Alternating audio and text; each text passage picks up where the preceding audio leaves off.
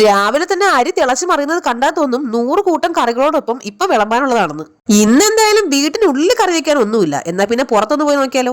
എന്നാ പിന്നെ നേരെ കത്തിയെടുത്ത് കാട്ടിക്കയറി ഒരു പന്നി അങ്ങോട്ട് തട്ടാന്നാണ് ഞാൻ വിചാരിച്ചതെങ്കിലും വെറുതെ കാട്ടുപന്നിയുടെ കൈക്ക് പണി ഉണ്ടാക്കേണ്ടത് വിചാരിച്ചിട്ട് ഞാൻ ആ ദൗത്യം അങ്ങോട്ട് ഉപേക്ഷിച്ചു. അപ്പോഴാണ് ദേണ്ട ഒരു മലയിൽ എത്രയും വലിപ്പമുള്ള പപ്പായയുടെ മണ്ടയിൽ നിറച്ച് പപ്പങ്ങ. എന്നാ പിന്നെ മൂട് വെച്ച് മുറിച്ചങ്ങ് തള്ളിയാലാന്ന് വിചാരിച്ചപ്പോഴാണ് ഒരു കാര്യം ഓർത്തത്, അമ്മ ഡിക്ഷണറി പറഞ്ഞ ഒരു രക്ഷ ഉണ്ടാവൂലെന്ന്. ഈ വിശന്നിട്ട് കിളി പറന്നു പോയെന്ന് കേട്ടിട്ടില്ലേ ഉള്ളൂ. എന്നാ പിന്നെ ദേണ്ട കണ്ടോ, എന്തെങ്കിലും കറി വെക്കാൻ കിട്ടുമോന്ന് അറിയാൻ വേണ്ടി പറമ്പിൽ പോയപ്പോ ദേണ്ട ആകെ കിട്ടിയത് ഈ ഓലമടലാണ്.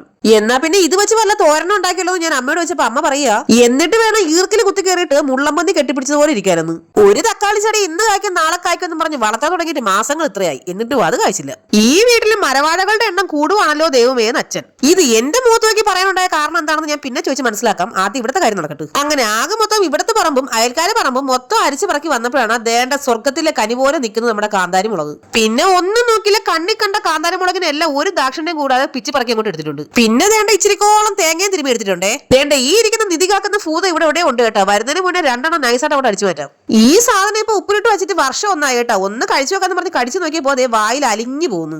ഇനി ഓലത്തുമ്പത്തിരുന്ന് ഉയലാടും പാട്ടും പാട്ട് ദേണ്ട ഈ അമ്മയും അമ്മിക്കലിനെ എല്ലാം നന്നായിട്ടൊന്ന് കഴുകിയെടുക്കാം. ഇനി ഉപ്പിലിട്ട കണ്ണിമാങ്ങയും തേങ്ങയും കാന്താരിയും ഉള്ളിയും ഉപ്പും കുറച്ച് ഇഞ്ചിയും ഉണ്ടെങ്കിൽ പൊളിച്ചേനെ. ഞാൻ പിന്നെ ആകെ മൊത്തം പൊളിഞ്ഞ് തരിപ്പണായിട്ടിരിക്കുന്നുണ്ട്. ഇഞ്ചി വേണ്ടെന്ന് അങ്ങോട്ട് ഉറപ്പിച്ചേട്ടാ.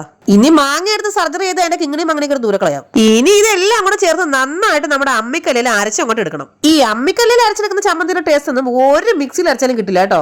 അങ്ങനെ അരച്ചരച്ച അവസാനം നട്ടല് തയ്യാറായപ്പോ വേണ്ട നമ്മുടെ ഉപ്പുമാങ്ങ ചമ്മന്തി തയ്യാറായിട്ടുണ്ടേ. ഇനി നല്ല ചൂട് ചോറിൽ ഉപ്പുമാങ്ങ ചമ്മന്തിയും നമ്മുടെ കടുമാങ്ങ അച്ചാറും കൂടെ ചേർത്ത് കുഴച്ചങ്ങോട്ട് കഴിച്ചാലുണ്ടല്ലോ നമ്മുടെ കുഴിമന്തിയൊക്കെ കുറച്ചങ്ങോട്ട് മാറി ഇക്കടാ ചെറുക്കാന്ന് പറഞ്ഞിട്ട് അവിടെ നിന്നിട്ട് സല്യൂട്ട് അടിക്കും കേട്ടാ. ചോറ് വേണ്ടെന്ന് പറഞ്ഞ് മാറിയുന്ന ആള് ഒരു ഉരുള അങ്ങോട്ട് കുഴച്ചു കൊടുത്തപ്പോ എന്നാ പിന്നെ ഒരു പ്ലേറ്റും കൂടെ എടുത്തോട്ടേന്ന്. അത് പിന്നെ വാഴ നനയുമ്പോൾ കൂടെ ചീര നനയണമെന്ന് പറയുമ്പോൾ ഇടയ്ക്കിടയ്ക്ക് ഓരോ ഉരുള ഞാനും തട്ടിയിട്ടുണ്ടേ.